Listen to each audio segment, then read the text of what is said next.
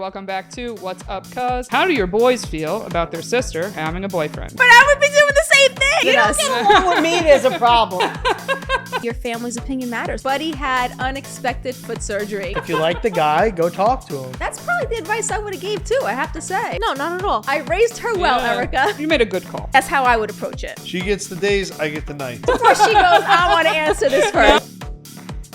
Hey everybody, welcome back to What's Up, Cuz. I am your co-host, Erica Spera. And I'm Lisa Valastro. And we've got an episode, just the two of us, for you guys today, answering all your questions. But first, as always, what's new, Lisa? What's happening with the family? What's new and exciting, Erica? My son turned 16 this week. My blonde-haired, blue-eyed Marco turned 16 this week. Really scary. Time flies. Scary. I know. Very It's like, scary. How's it feel? It feels crazy to know that I'm going to have a third driver in the house. That's, I think, the most scariest part. You know, when you think 16, 17, it's like the driving thing. Driving, like, you know. Oh, yeah. I remember when I turned 16 and was getting my permit, it's crazy and how now I have my third child going through it.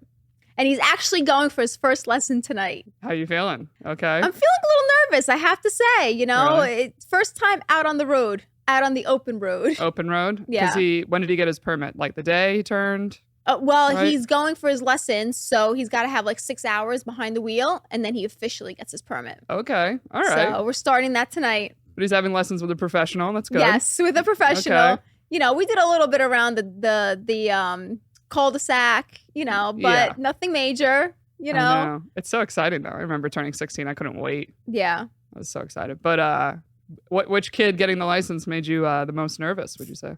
Believe it or not, it was my first, Sophia. Really? She made me the most nervous, but I think it was more on me because she was my first. Mm-hmm. And I don't know. I guess I was just nervous. The more that's going, but no, I shouldn't say that because Marco's a really close second to that. Really close. Yeah, the one I wasn't nervous about was Buddy because he's always driven quads and boats and jet skis and all that. And I feel like even though it's not the same thing, it's kind of the same. It's like you have a good sense of direction kind of thing. Maybe it's also the being in charge. Like being Maybe. the older brother, it's kind of like Maybe. I don't you know. naturally have like a little bit more responsibility, or you a little bit more take charge as opposed to the It could be. third born. It could be, but Buddy does tell me that he's actually nervous of Marco getting his license because he feels like he's going to speed a lot. Really? I said, really? Coming from the guy that I have to, you know, track his speeding Yeah. on a don't you- daily basis. the thing you have that tracks them, it also tracks how fast they drive. It usually does, yes. It tells That's me, crazy. you know, what the high speed was of the day.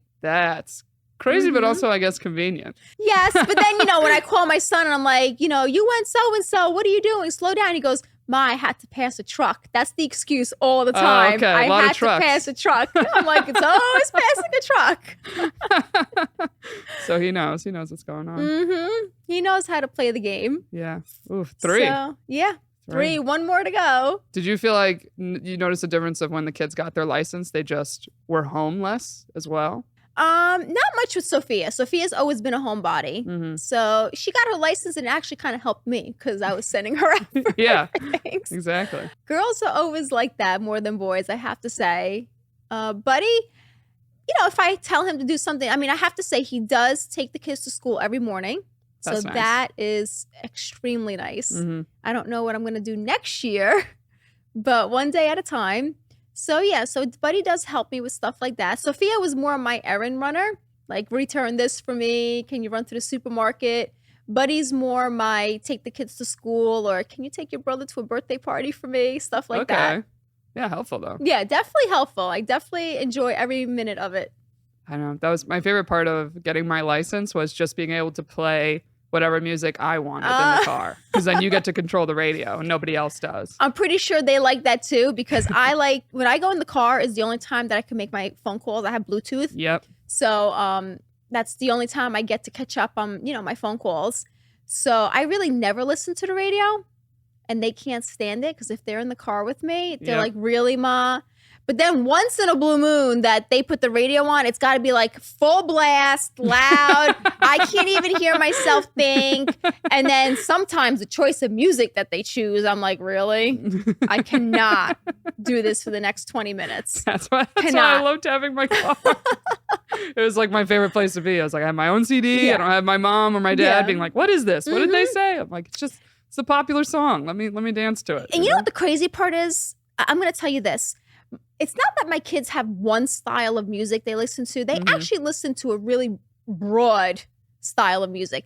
1 minute could be country. 1 minute could be like the old time days of stuff that I used to listen to. The next minute is this type of music that I can't even understand the words that are coming out of their mouth. And I say to them, but how do you go from one extreme to another? Just explain it to me. I mean, listen, I'm happy because at least there's something in there that I could understand. Yeah. But they have a really, really big, broad range of the type of music they listen to. Honestly, I feel like I get my range from just having a big family. Yes. Because it's like each person has their favorite thing. And so there's certain, singers and bands that like I never would have even heard of if I didn't have my older cousins. Yep. And then now my younger cousins. And obviously like my parents. Yep. Like Earth, Wind, and Fire and all that. Exactly. Because I'm curious, are they Bad Bunny fans? Because I love Bad Bunny. I'm actually, believe it or not, I'm a big Bad Bunny fan. I figured you were. I have to say, they do listen. Is. Yeah, they do listen to some Bad Bunny music. Okay. I like Bad Bunny. It's upbeat. Yeah, well, sometimes when I turn around to them in the car and say, can we listen to something that we all agree on? So we all agree on that. That's fair. And you know what else? I have a 12-year-old now, and the 12-year-old is listening to a lot more things that maybe he shouldn't be listening to at 12 years old. But how do you control that? Explain that to me. How do you control what a 12-year-old listens to when you have a 17-year-old and an 18-year-old in the car? You really can't, because I was 10 listening to my cousin's stuff that was a lot of rap music. But also I remember being on the bus. I would take the bus to school, and I had a friend that had the DMX CD. And we would listen to the DMX CD every day at 7 a.m. going to school. And we thought we were so cool, and we knew all the words, and it just was cuz. That's it. Like, it is what it is. But then, I sit back and I say to myself, sometimes, I'm not a big social media goer, but, once in a while, when you have 5 minutes at night and you're trying to wind down, you start scrolling. Now, again, don't ask me how to maneuver TikTok. I have no clue. All I know how to do is swipe up. Yeah. And I'm like, but how do you know what videos are coming up? I don't even know. I really don't even know. It picks it for you. That's the weird thing. That's the weird thing. And it's scary a little bit. So what's the scarier part is that some things that I see on there sometimes of what kids are reading in school and listening in school, I say to myself, you know what? Maybe the music my son's listening to is not as bad as what books he's reading in school. Maybe. You never know. Oh, no. I mean, from what I see. Really? Yeah. I mean, it's funny because it's like kids in school is not in my algorithm at all. Yeah. It's crazy how definitely the world has changed. Oh, yeah. It's different. Oh, yeah. It's definitely different. I mean, all social media stuff freaks me out. You say one thing to a friend about one thing, and then all of a sudden I see 10 different posts about that thing. Yes. And I'm like, why is it listening? I'm like, where's the thing I can turn off? Well, where's your privacy? Obviously, I guess, can you go into a room without any electronics? Because if you go in without, or are your TVs listening to you too? I have no idea.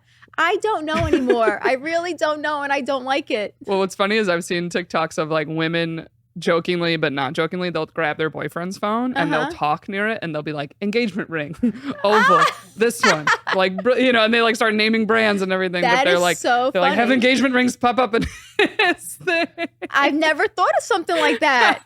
That is hilarious. So you might be able to manipulate it if you want, certain things to be reminding someone else. Whatever day, you just gave me an idea. It's not a bad idea. Not a bad idea. You can talk into your kids' phones, whatever you want for the next Christmas. That is so funny. Yeah, I never thought about it that way. Driving tonight. Fun. Scary. Fun. It's fun. It'll be exciting. I mean, it's exciting for him. I mean, didn't you say like with sports, Marco might get a little nervous if he sees you get nervous? Yes, he's my nervous Nelly. Yeah, he is. So I'm playing it cool. Yeah, play it cool. And the guy who's taking him out actually took my older two kids out. So okay, he knows my kids, he knows the family, and hopefully, Marco does a good job.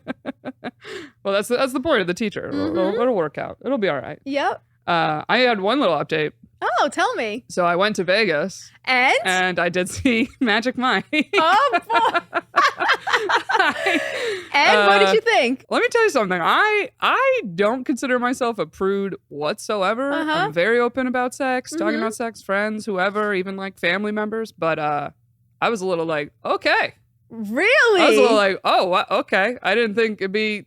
I don't even know how to describe it exactly. So let me But ask there you a were parts question. where I was like, oh, I feel a little uncomfortable. So I definitely should never go see that show because if you felt uncomfortable, I'm staying far away. But let me ask you a question. Does it engage with the audience or is it just like a stage show? So it's a big mix. So Okay. this was kind of funny. It felt like anytime there would be like a very like sexy dance, even if it, didn't have audience members, which more than not, it doesn't. Okay. Then the next dance would be like clothes are on and it actually was a legit like dancing and some people actually sang like truly there's a lot of talent that's true talent, so I'm not knocking the show, but it was funny that it almost felt like after everything that was like sexy they'd be like, okay, and let's like have almost like a break for everyone kind of thing. So it's a big combo. So there are like a few women that I guess are kind of like audience transplants. So at first you think it's someone from the audience, but then they start dancing with them and you're like, oh, it's another professional dancer, right? And then there are some numbers they do of like, they come to the crowd. But this is the part I like. You have to like invite them to pick you. Does that make sense? So it's you really gotta not, like stand up and be like, pick me, pick me. Yeah. You gotta like make eye contact and like give a wave. Like if you're sitting the way I was sitting, it was like no one was coming to bother me. Like I was like, not that I'm judging. I'm like, have fun, everybody. And I think also I was like, we ended up getting in late from our flight got delayed. So we immediately went to the show. So we actually missed the first half of it. Oh boy. But we ended up being like, half was plenty. It was plenty for like me and my friend, but we also were, stone sober. So we're like, maybe if we like had a drink. But can I tell you this? What I was surprised? What? A lot of women did bring their husbands or boyfriends. Really? Like a good amount. I was kind of shocked how many. And what were they doing? The men kind of were just hanging out. Some of the stuff they were like into, having fun, because also, like I said, there were, attractive women that were also part of the show. Or there was some songs you like would get up and everyone would dance. And like I saw a bunch of these husbands just dancing with their wives, having a good time. And I was just surprised. Now, what's going through my mind right now is I wonder if the roles were reversed. Right. And the couples went to a, what do you call it? Like a female show, strip club, I guess. Yeah. No, well, strip clubs could be male and women, I guess. Yeah. Would it be the same? Like, would the girls be participating like the guys were? I mean, I know girls that have gone to strip clubs with their like boyfriends. Erica, I have to be honest, and don't think I'm a prude, but I kind of am. I've never been to a strip club. I've never been to a Magic Mike show. I've never, ever been to any of those things. I mean, I don't think it makes you a prude if you haven't gone to those things, but it's just, haven't. it also is that's a new thing. That's not That's common. true. That's a new generation thing of going to strip clubs with your partner or whatnot. Like you want to know something crazy? I ended up going to my high school boyfriend's bachelor party. Really? Not like the whole time, but they did it in New York City. And apparently they went to some type of strip club situation that was really not good or awkward, uncomfortable. They were like, it just wasn't fun. So then they text me and they go, do you know any strip clubs in New York? I'm like, no. How would you know? I was like, I don't, but I know men that do. So I said, well, let me ask a couple friends. And I'm like, they all say this place, you got to go. And they're like, well, do you want to come meet us? And I had a show. I was like, maybe. I'm like, let me see when it's done. And I get done, and I remember like getting home late. It's like 2 a.m. I text them, like, I just got home. Are you guys still out? Blah, blah, blah. And they're like, yeah, we're out. It's so fun. You got to come. I said, okay. And I go, let me look it up. Let me see how far it is. It was a 7-minute walk from my apartment. Oh, boy. And I had no idea. I was like, I had no idea I lived near this place. Not that it's a bad thing, but I was like, oh, this is apparently one of the most popular clubs. And so I ended up going, and hilarious though, of when I was at the door, they were like, oh, you're here to meet guys? They have to come get you. Really? And I was like, why? Can't I just pay the cover and go in? Yeah. And they were like, well, we've had incidences with girlfriends showing up, and it's been a problem. Okay, now I get it. So it's like, is it normal? Is it the norm? Not really. If they had to do that with me, I was like, okay, I guess this isn't so normal and happens all the time. But I was like, okay, I'll go. And honestly, I had fun. Okay. It was like, but I think also it was the guys I were with were just, they're like the nicest dudes. Yeah. And they kind of were just like, oh, isn't this fun? This is crazy. Like they clapped. I remember one time for this girl that was dancing and I was like, well, she is doing a good job, you know? Like I was like they truly were not being like creepy whatsoever. And I mean, to be honest, I kind of was like, this just feels like I'm in like a rap video. You know what? Listen, I am all for clean fun. You know, if it's clean fun, I'm all for it. Just because I never experienced it and I've never been to one of those places, I can't really judge them. But as long as it's clean fun, to each their own. Yeah. God bless. I know. They were just, they were like too sweet for their own good. Like, I remember we left and one guy just goes, I got to get my engagement ring soon. Oh, boy. So I was like, all right. But I guess he put life into perspective and said, you know what? Maybe it's time for me to settle down. He's like, I had a good time, but I think that was enough. We all did it, you know. Yeah. But it was kind of funny. I was like, oh, look at me. I'm at my old high school boyfriend's little party and look at that. I don't know. I was like, nope, never thought I'd do it. But I was like, well, check that off my list. I have been to a strip club one time. There you go. One and done. One and done. So I'm like, to each their own on that. But oh, yeah. Anyway, I guess we'll talk about something else besides that. We went from driving to sorry. strip club. Well, I told you were like, how was Magic Mike? I was like, I got to give her the update. Yeah, listen, I'm going to live through you, Erica. You're a lot younger than me. And, you know, I got married really young. So, like, tell me what's out there these days. I know. Which I was like, you could still go to Magic Mike if you wanted to. Yeah, but no, I don't feel right. I get what you mean. You know, I come from the old school, like, you know, of respect. And, you know, I have a husband and children. And I like to keep it that way. Yeah, well, I'm telling you, a lot of people go and bring their husbands. So if you want to bring yours, it's apparently not weird. People are doing it. So. We'll see. Anyway. To be determined. Okay, so I got a couple questions here we're going to go through. So guys, if you want to send us some questions, it's whatsupcuzpod@gmail.com. That's whatsupcuzpod@gmail.com. All right, so this one is just called, What Would You Do? Growing up in a big Italian family, I value how important family is.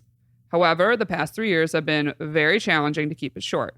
My mom had a schizophrenic episode and refuses to get help. Since then, I've had no relationship with her. When I was a senior in high school, she sold everything in the house, moved, and left me in the house alone. My dad and brother both tried to get her help, showed her love and support, and be there for her, but she pushed them away.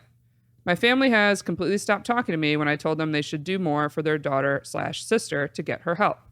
Do you have any advice? I'm only 21 and it's very challenging. I'm not sure what to do. Big fan of the podcast and your family. God bless.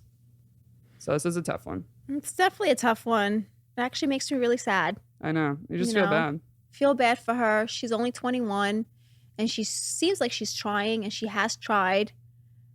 I missed the question. Did she say she has a relationship with her dad and her brother? So it sounds like now they're not talking to her because she was trying to get them to do more to try to help her mom. Which I get. It's hard. It's definitely hard. You know, sometimes when someone is struggling in life, whether it be with addiction, schizophrenia, bipolarism, any mental health thing that's going on in their life, it's sad to say, but that person also has to want the help. Yeah. And that's the hardest part of getting help. Half of it is having someone give you that little push, but the other half is you wanting it. And, you know, I could tell you, if she has reached out to the family, if she has done everything herself, you know, if she has reached out to maybe a friend of the mom's, if she has reached out to everybody and is at her wit's end, then she should say to herself, I did everything I possibly can. And, you know, she should be comfortable enough to put her head on the pillow at night and say, I tried my best. And hope that her mom will one day come around, because she probably will. Because in all these mental health situations, something does click once in a while, or that person sees someone in the street, or maybe it is a family member that one time clicks. Something will click eventually. And she will, I do believe that she will eventually speak to her mom again, and her mom will get help. But it's going to probably take time. If this is the way it is right now, the only advice I could give her is that if she's done everything she possibly could, then put it to rest. Sometimes going after something so much actually pulls you apart faster. Yeah. If you just give it a rest, it might take a month, it might take 6 months, it might take a year, it might take 2 years. We don't know what that number is. But my only advice to her is if she feels that she did everything possible that she can, then she should feel comfortable with herself. And I do believe she should also try to speak to someone just to Definitely. Help her get through it, because it's got to be hard for her. Mhm. It is her mom. And at this point, I would tell her to just concentrate on herself, you know? Yeah. And It's also, sad. you still have other family members. I know Mhm. she said they're not talking to you right now, but I think you would just approach that and just apologize. Just say, listen, I just want my mom to be better. And Yeah. I'm sorry if you thought that meant I didn't think what you were doing was right or that you didn't do enough. Like, I Mhm. get it. She's still not getting help, not talking to me because, you have a family, and as much as you want to be close to them, sometimes you can't be close to certain Mhm. people. But the ones that are there, I'm sure your brother and your dad would, Yeah. still be there for you and still talk to you. Like, because they probably feel the same way of what you just said. It's like, look, you try and you try and you try. Mhm. And at the end of the day, you have to take care of yourself. And Exactly. you can't make people get help. And it's the most frustrating thing of Mhm. when people need help. But yeah, I'm like, I think all you can do is just try to keep the door open on communication. Exactly. Try to keep the door open and concentrate on yourself. Yeah. Try to get a therapist for yourself to help you cope through this situation, to help you, give you coping mechanisms to help you through what you're going through. Yeah. And especially you're young. The bright side of that is if you are in school of any kind, they have Mhm. counselors that Yeah. are paid for. So you don't even have to worry about the money of Exactly. it or what insurance you're on, Mhm. which is always a great resource at any school for anybody. Yep. But yeah, it's hard. But I agree with you of sometimes, Sometimes have when to you've just done kinda what let you've it- done, there's nothing much you could do. yeah, that's very hard. So, but anyway, thank you for emailing, and we Yeah. hope everything goes okay. Exactly. I'll be thinking of you. Yes, me too. All right, we'll do one more email here. Again, guys, if you want to email us, it's whatsupcuzpod@gmail.com. That's whatsupcuzpod@gmail.com. All right, so this one is called Can't Sleep. Hello, Lisa and Erica. First, I'm a huge fan of the podcast, and I hope my English isn't so bad because I'm writing from Germany. We have a 7-month-old daughter, and it was hard for us to put her to sleep from the beginning. When I brought them both home from the hospital, my wife and I would alternate carrying her around so that she fell asleep, and it worked really well in the beginning. But the older she got, the harder it became. She wakes up from every little noise and can't fall asleep by herself, only when she's breastfed. Now it's at a point that she isn't sleeping alone, so my wife goes with her between 6 and 7 p.m. to bed and ends up staying there for the night. I talked to many different doctors, and they all told us the same thing, that this problem will be solved by itself when she becomes older, but yet nothing has happened yet. We are so desperate, and I miss sleeping in bed with my wife every night. Any advice is appreciated. Kind regards, Fabio. Okay, Fabio. I got some advice. I got 4 kids that were never good sleepers. Yeah? Okay. What worked for you? So I remember the doctor saying that once they reach a certain amount of weight, I think the weight was 16 pounds, Mm-hmm. that, their feedings would get cut down at night, and there was really not necessary for them to go through such a short period of time before they ate again. Okay. So I remember that once they hit that 16-pound mark, I was like, okay, it's time to start sleeping longer. So the best thing to do and the best advice I could give is establish a routine. But when I say establish a routine, I'm talking like you can't steer off the routine at all. Mhm. If you want to pick, I know people that start this routine at 6 o'clock. Wasn't me. I'm more of a late bird. Whether it's 6 o'clock, 7 o'clock, 8 o'clock, 9 o'clock, whatever time works for you. Mhm. You pick that time. I'll use 8 o'clock as an example. 8 o'clock, it's bath time. I always loved giving my kids a bath at night because I feel like it kind of relaxed them. Yeah. The hot water, the heat, the steam, just totally put them in a little bit of a relaxation mode. Yeah, maybe you could use some of that like oatmeal stuff. or Exactly. something. So, again, depending on what your last feeding time is, if the baby is still on bottle fed, it's bath time. It's read a book, 10-minute book, give them a bottle, give them a kiss goodnight, and put them in their crib.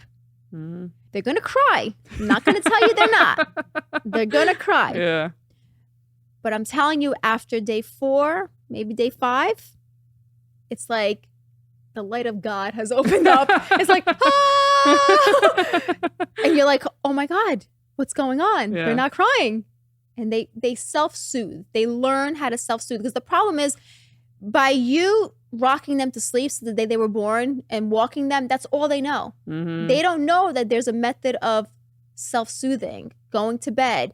You know, some kids have their little pacifiers, some kids have their little blankie, some kids have whatever that little object is that helps them self-soothe. Give it to them. You could take it away in the later on, but establish a routine. And when I tell you, not 8:01, not 8:05, 8 o'clock, whatever time that you start, you have to just move on forward and continue on. Mm-hmm. And once they learn how to self-soothe, I can promise you that they will sleep through the night. They will not wake up. All right. I'm telling you. I was going to say I have a cousin that they're very diligent about the nap time being exactly the same too. And I remember she threw a birthday party for her son, and, nap time came up during the party and we were all at the party, but they went and put him to his nap time. I'm telling you. So they were like, nope, we're keeping it. Yeah. We can't afford to not. Kids work very well with routine. Mm-hmm. And the younger they are, the better, the stricter the routine, the easier life is going to be. I believe it. Yeah. And as they get older, it actually works too. I was going to say, though, when you close the door and you hear the crying from the baby, do you just stand outside the door and see how long it takes for it to stop? Don't. I had to walk away. Yeah. Because listening to the screaming makes me cringe. Mm-hmm. But I'll never forget when my second child was born, when Buddy was born, he had very bad acid reflux and he had colic. So he would scream bloody murder all night long. And I'll never forget going to my 6-week postpartum checkup. I'll never forget the doctor looking at me and saying, "You're not well." And I just started crying because I hadn't slept in weeks. The baby, all he would do was cry. And he said, "Do me a favor." He goes, "Put the baby in the crib and shut the door." Crying never killed the baby. Mm. And you know what? Those words always stuck with me. No matter how much they cry, all it's doing is clearing their lungs. Just walk away. They're getting some cardio in? Exactly. Yeah, I remember with my sister, since she was so much younger, my parents with her started doing the shut the door, let her cry. And they also would lock their door so she couldn't come in, their room. Yep. And I remember my dad, he was like, no, just wait with me 1 second. Because I was like, she's crying. He's like, shh. And we just waited, and all of a sudden just stopped. Mm-hmm. And he's like, she's doing that because she'll know you'll go back in. And then you don't go back in. They're finally like, oh, okay. Didn't work. Yeah. Yeah. So it works, but it's hard. Yeah. So you got to start that routine. So at least you'll get your wife back in bed. I know, right? Especially, I'm sure she'll sleep better. I'm sure it's a much better bed. Exactly. Anyway, but thank you guys for emailing in. And if you want to send us a question, it's whatsupcuzpod@gmail.com. That's whatsupcuzpod@gmail.com.